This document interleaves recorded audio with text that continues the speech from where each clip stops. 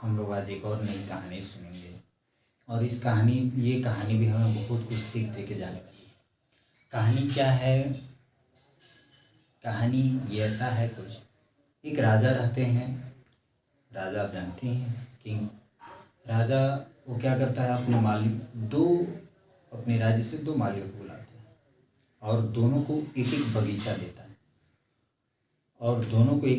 देता है और कहता है ये बगीचे की देखभाल आप दोनों को करनी है और मैं 1 साल बाद पुनः आऊँगा और आप लोगों को बुलाऊंगा और आप लोग उससे देखूंगा बगीचा की आपने कितनी प्रगति की है।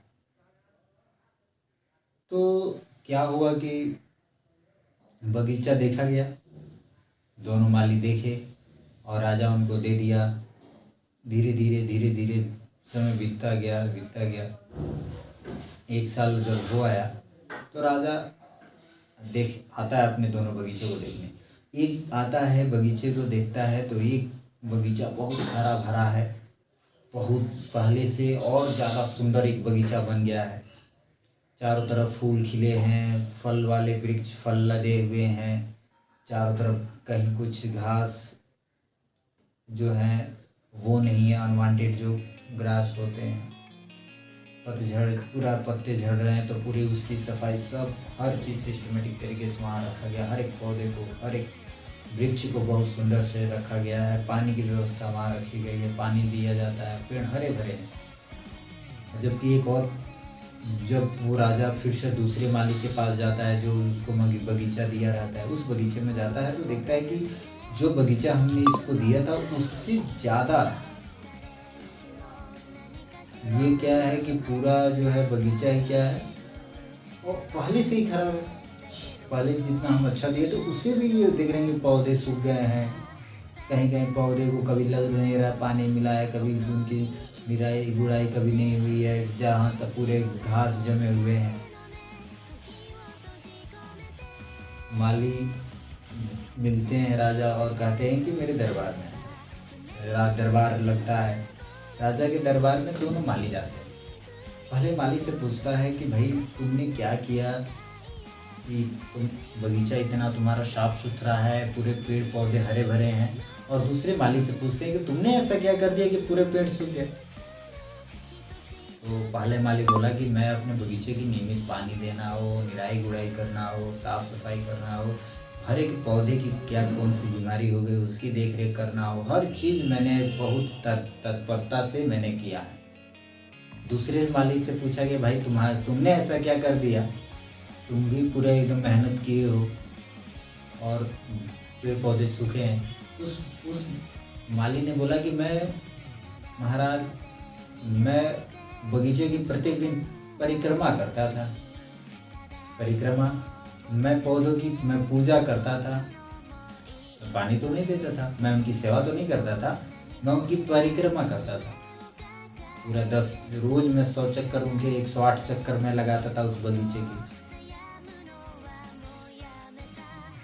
तो राजा जो है पहला जो माली रहता है उसको इनाम देता है और ये कहानी नहीं सुना।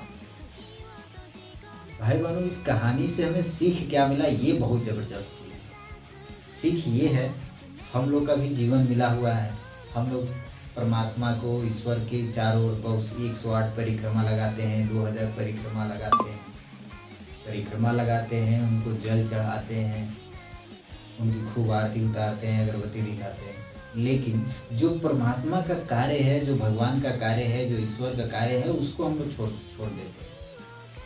जो दी हुई है इनकी प्रकृति है, जो नेचर है, जिसमें पेड़ पौधे हैं, जल है, वायु है, पहाड़ हैं, नदियाँ हैं, इनकी अगर हम सेवा नहीं कर सकते हैं और सबसे अच्छा जो जानवर जो हैं मनुष्य हैं, इनकी हम सेवा नहीं करते हैं।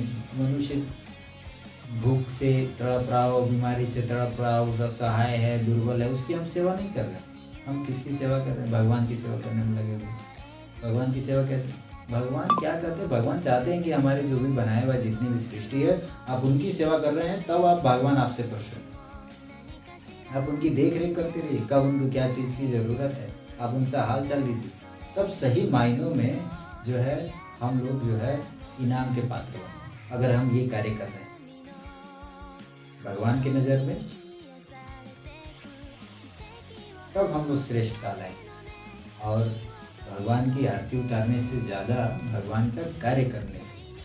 भगवान का कार्य क्या है मैंने आपको बता दिया। जितनी भी उनकी दी हुई प्रकृति की जितनी भी उनकी दी हुई चीज़ें हैं उनकी अच्छी से सेवा करना। उनकी जो ये पूरी दुनिया जो बगिया है, इस बगीचे को, इस पूरी बगिया को खूबसूरत बना के देना। जितना खूबसूरत हम बना के जाएंगे उतना ही हमारा जीवन शानदार हो जाएगा, भगवान उतना ही ज़्यादा हमसे खुश होंगे। उम्मीद है आपको ये कहानी समझ में आई होगी। आप इस कहानी से अब सीखेंगे, अपने जीवन में उतारेंगे। बहुत बहुत धन्यवाद।